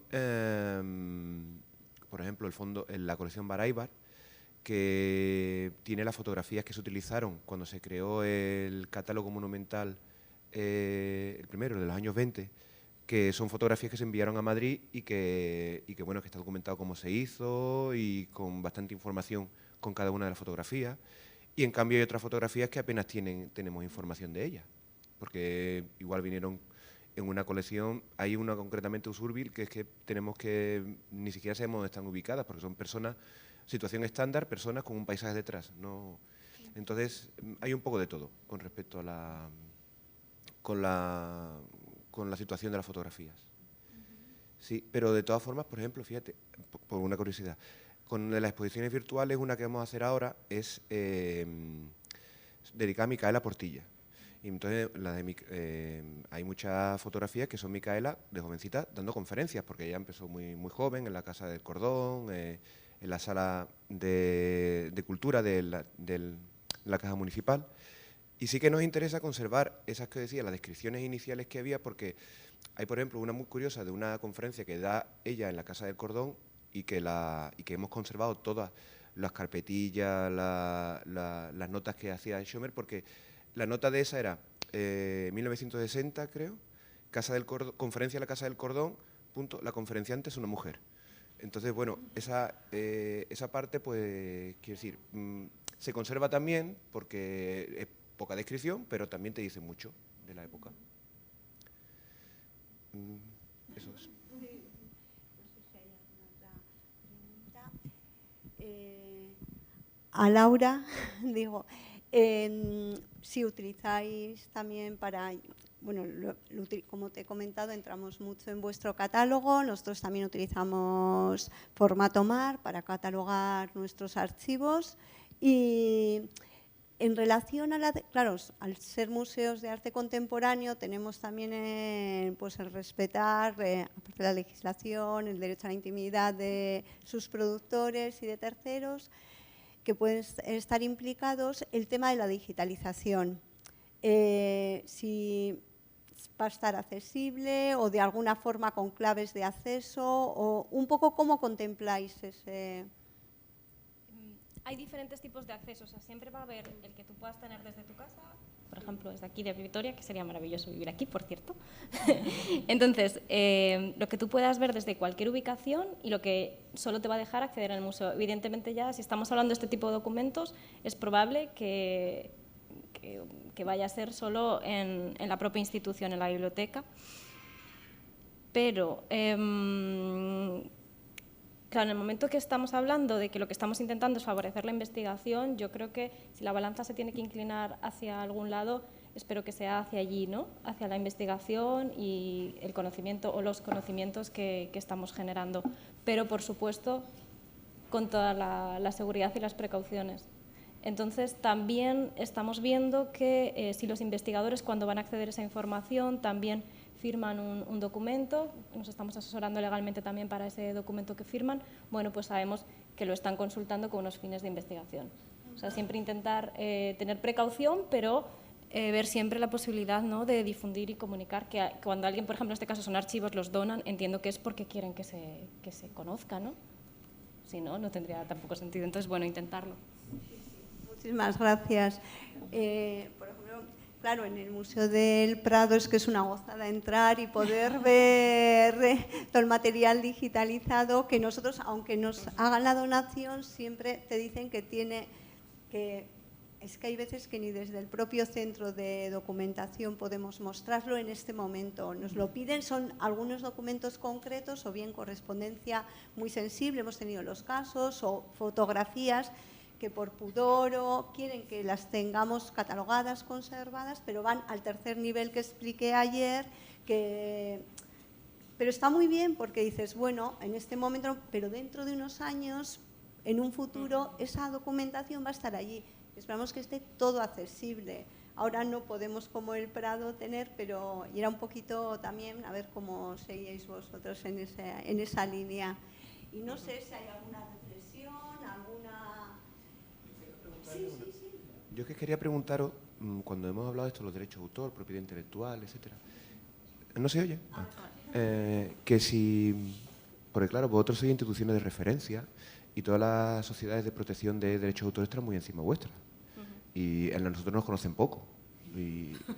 Y si tenéis siempre a la VEGAP o a la SGAE o alguna otra, a CEDRO, siempre preguntando cómo hacéis, por qué hacéis tal cosa o no, si os llaman, si estáis o si tenéis incluso algún equipo jurídico detrás vuestro para todo este tipo de cosas que hacéis. En nuestro caso tenemos un equipo jurídico, pero no hemos tenido ningún problema. La única vez que hubo un problema fue que pusimos la imagen, además es que es una imagen que yo creo que recopila todo lo que fue la exposición de Velázquez, que era el portero mayor cerrando la sala de Velázquez, y era justo una imagen que es una imagen del museo, porque forma parte de lo que es la exposición, de todo el desarrollo, la tenemos como nuestra, pero tenía un fotógrafo detrás. Y simplemente se nos dijo, ¿os habéis dado cuenta? Pedimos perdón, pedimos disculpas, pusimos el pie de foto, imagen de... y no hemos vuelto a tener ningún problema. Ahora mismo sí que hace unos años nos donaron una parte del Archivo Más, es una colección de obras de Zurbarán. Lo tenemos como donación, lo incluimos, lo hemos digitalizado, lo tenemos dentro y estamos pendientes de ponernos en contacto con ellos para que nos den el permiso, que bueno, en Pares está el Archivo Más y tiene el permiso para la divulgación y sobre todo para el carácter de investigación. Estamos pendientes de eso, que creemos que no habrá ningún problema. Pero vamos, que no hemos tenido ninguno y nuestras imágenes están abiertas. Cualquiera puede coger una imagen, te las puedes descargar, la tenemos en una calidad óptima y es que no cobramos nada, que cuando nos dicen cuánto no, lo tenéis todo.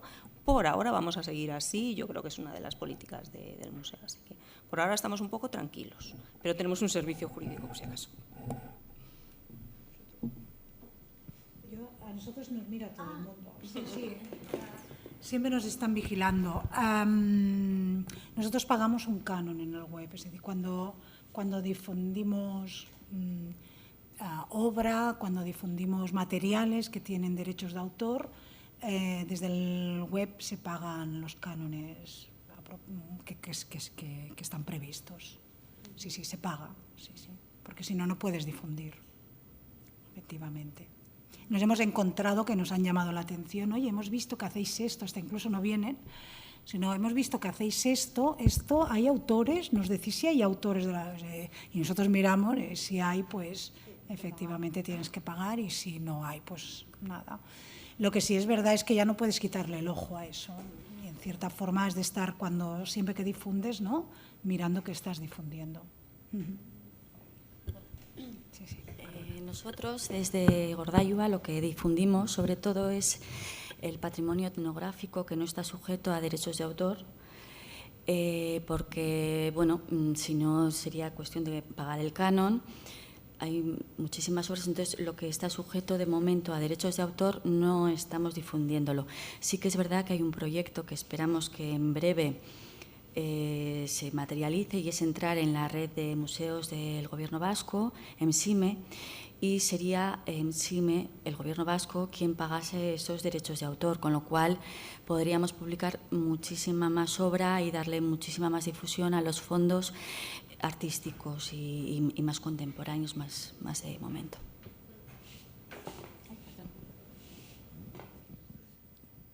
No sé si hay alguna otra pregunta, sugerencia que quiera hacer alguien. Ahora tenéis la ocasión, que tenéis aquí a los ponentes, a las ponentes. No sé. Si no, pues vosotros queréis decir algo, y si no, agradeceros a todas, primero a todas las personas que habéis participado mostrando vuestros centros, los proyectos en los que estáis trabajando. Por supuesto, a todos vosotros que venís y cada 2 años nos acompañáis y hacéis posible que sigamos organizando estos encuentros, al equipo de biblioteca, mis compañeras, al equipo del museo, y esperamos que dentro de 2 años otra vez nos volvamos a reunir.